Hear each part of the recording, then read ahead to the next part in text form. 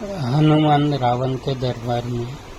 हनुमान रावण के भव्य दरबार को विश्लेषणात्मक दृष्टि से देखने लगे। रावण का आश्चर्य अद्भुत था। वे सोचने लगे, अद्भुत रूप और आश्चर्यजनक तेज का स्वामी, रजोचित लक्षणों से युक्त में यदि प्रबल अधर्म न होता तो ये राक्षस राज इंद्र सहित संपूर्ण देवलोक का संरक्षक हो सकता था। इसके लोक निंदित क्रूरतापूर्ण निष्ठुर कर्मों के कारण देवताओं और दानवों सहित संपूर्ण लोग इससे भयभीत रहते हैं। समस्त लोगों को रुलाने वाला महाबाहु रावण बुरी आंखों वाले हनुमान को समक्ष इस प्रकार निर्भय खड़ा देखकर रोष से भर गया और क्रुद्ध होकर अपने महामंत्री प्रहस्त से बोला, अमात्य इस दुरात्मा से पूछो कि ये कहाँ से आया है, इसे किसने भेजा है, सीता से ये क्यों वार्तालाप कर रहा था, अशोक वाटिका को इसने क्यों नष्ट किया है, इसने किस उद्देश्य से राक्षसों को मारा, मेरी इस दुर्जयपुरी में इसके आगमन का प्रयोजन क्या है। रावण की आज्ञा पाकर प्रहस्त ने कहा, ये वानर भयभीत मत हो और धैर्य धारण करो, सही सही बता दो कि तुम्हें किसने यहाँ भेजा है। महाराज, रावण की नगरी में कहीं तुम्हें इंद्र ने तो नहीं भेजा है, कहीं तुम कुबेर या वरुण के दूत तो नहीं हो, या विजय की अभिलाषा रखने वाले विष्णु ने तुम्हें दूत बनाकर भेजा है। यदि तुम हमें सच सच बता दो कि तुम कौन हो तो हम तुम्हें क्षमा कर सकते हैं। यदि तुम मिथ्या भाषण करोगे तो तुम्हारा जीना असंभव हो जाएगा। प्रहस्त के इस प्रकार पूछने पर पवन पुत्र हनुमान ने निर्भय होकर राक्षसों के स्वामी रावण से कहा, हे राक्षस राज, मैं इंद्र, यम, वरुण या कुबेर का दूत नहीं हूँ, न ही मुझे विष्णु ने यहाँ भेजा है। मैं राक्षस राज रावण से मिलने के उद्देश्य से यहाँ आया हूँ और इसी उद्देश्य के लिए मैंने अशोक वाटिका को नष्ट किया है। तुम्हारे बलवान राक्षस युद्ध की इच्छा से मेरे पास आए तो मैंने स्वरक्षा के लिए रणभूमि में उनका सामना किया। ब्रह्मा जी से मुझे वरदान प्राप्त है कि देवता और असुर कोई भी मुझे अस्त्र अथवा पास से बांध नहीं सकते। राक्षस राज के दर्शन के लिए ही मैंने अस्त्र से बांधना स्वीकार किया। यद्यपि इस समय मैं अस्त्र से मुक्त हूँ, तथापि इन राक्षसों ने मुझे बंदा समझकर यार लाकर तुम्हें सौंपा है। मैं श्री रामचंद्र जी का दूत हूँ और उनके ही कार्य से यहाँ आया हूँ। शांत भाव से हनुमान ने आगे कहा, मैं किष्किंधा के परम पराक्रमी नरेश सुग्रीव का दूत हूँ, उन्हीं की आज्ञा से तुम्हारे पास आया हूँ।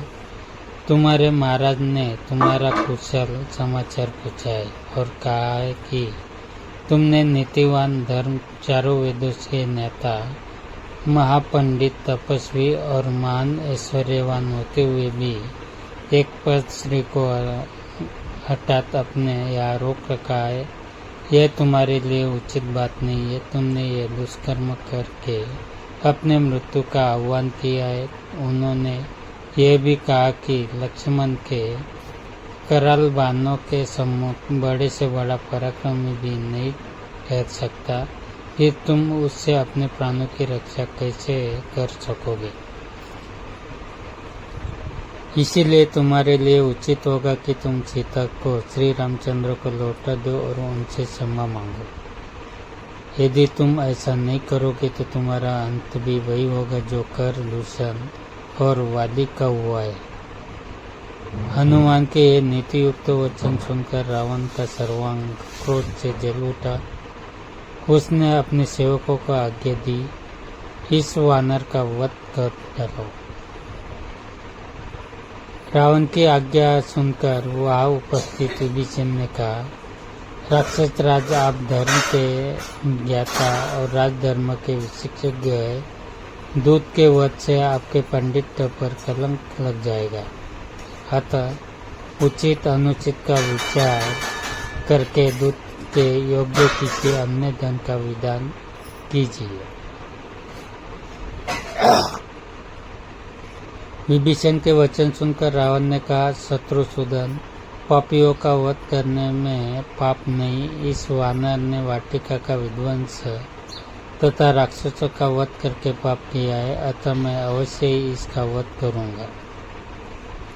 रावण के वचन सुनकर उसके भाई विभीषण ने विनीत स्वर में कहा, हे लंकापति, जब यह वानर स्वयं को दूत बताता है तो नीति तथा धर्म के अनुसार इसका वध करना अनुचित होगा, क्योंकि दूत दूसरों का दिया हुआ संदेश सुनाता है। वह जो कुछ कहता है वह उसकी अपनी बात नहीं होती, इसीलिए वह अवज्ञ होता है। विभीषण की बात पर विचार करने के पश्चात रावण ने कहा, तुम्हारा यह कथन सत्य है कि दूत अवध्य होता है, परंतु इसने अशोक वाटिका का विध्वंस किया है, इसीलिए इसे दंड मिलना चाहिए। वानरों को अपनी पूंछ बहुत प्यारी होती है, अतः मैं आज्ञा देता हूँ कि इसकी पूंछ रुई और तेल लगाकर जला दी जाए, ताकि इसे बिना पूंछ का देखकर लोग इसकी हंसी उड़ाए और ये जीवन भर अपने कर्मों पर पछताता रहे।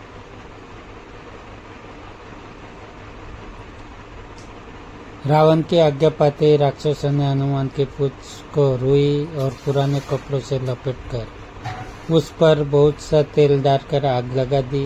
अपने पूंछ को जलते देख हनुमान को बहुत क्रोध आया।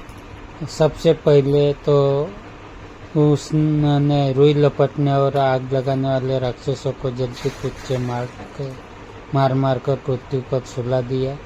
वे चलते चिखते चिल्लाते वहां से अपने प्राण लेकर भागे। कुछ राक्षस उनका अपमान करने के लिए उन्हें बाजारों में घुमाने के लिए ले चले। उस दृश्य को देखने के लिए बाजारों में राक्षसों की और घरों के सज्जों तथा खिड़कियों पर स्त्रियों की भी भीड़ जमा हो गई। मूर्ख राक्षसों उन्हें अपमानित करने के लिए उन पर कंकड़ पत्थर फेंकने तथा अपशब्द कहने लगे।